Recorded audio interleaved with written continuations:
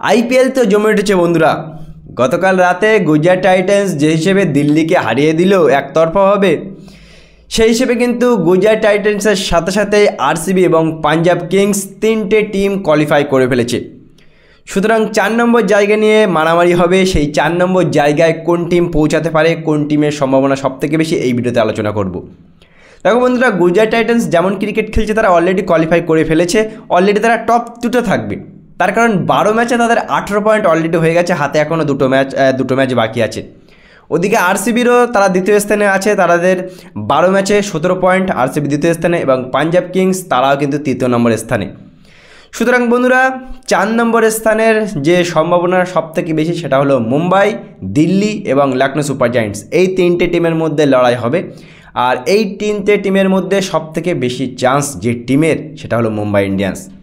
মুম্বাইয়ের 12 ম্যাচে 14 পয়েন্ট, পরপর বাদ বাকি দুটো ম্যাচের মধ্যে তারা যদি একটা জিতে তাহলে তাদের 16 পয়েন্ট হবে।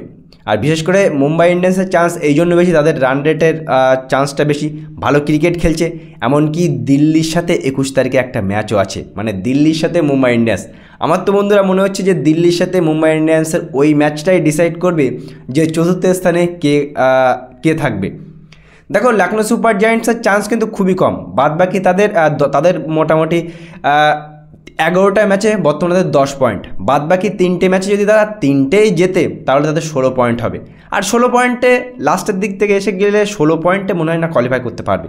তার কারণ মুম্বাই ইন্ডিয়ান্স আর একটা ম্যাচ জিততে তাদেরও 16 পয়েন্ট হয়ে যাবে।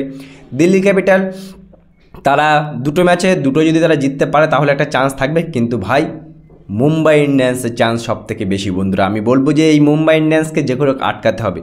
দেখো ভাই, মুম্বাই ইন্ডিয়ান্স তোরা তো 5টা কাপ জিতেছিস, আর ভাই দরকার নেই তোদের কোয়ালিফাই, যে করে হোক মুম্বাই ইন্ডিয়ান্সকে আটকাতে হবে দিল্লি ক্যাপিটালের। দিল্লি কোনো দিন কাপ জিতেনি, পাঞ্জাব কোনো দিন কাপ জিতেনি, আরসিবি কোনো দিন কাপ জিতেনি। এই তিনটে টিম যদি, মানে দুটো টিম তো অলরেডি কোয়ালিফাই করে ফেলেছে, আরসিবি আর পাঞ্জাব। গুজরাটটা একটা কাপ জিতেছে।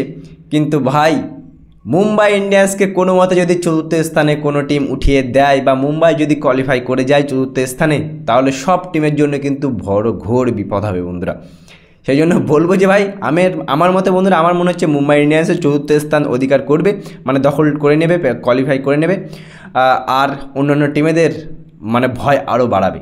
যাই হোক বন্ধুরা, গুজরাট টাইটান্স অসাধারণ ক্রিকেট খেলছে, আরসিবি, পাঞ্জাব এবং 4র্থ টিম হিসেবে হয়তো মুম্বাই ইন্ডিয়ান্সই কোয়ালিফাই করতে পারে, আমার যেটা মনে হচ্ছে বন্ধুরা। তোমাদের কি মনে হচ্ছে বন্ধুরা?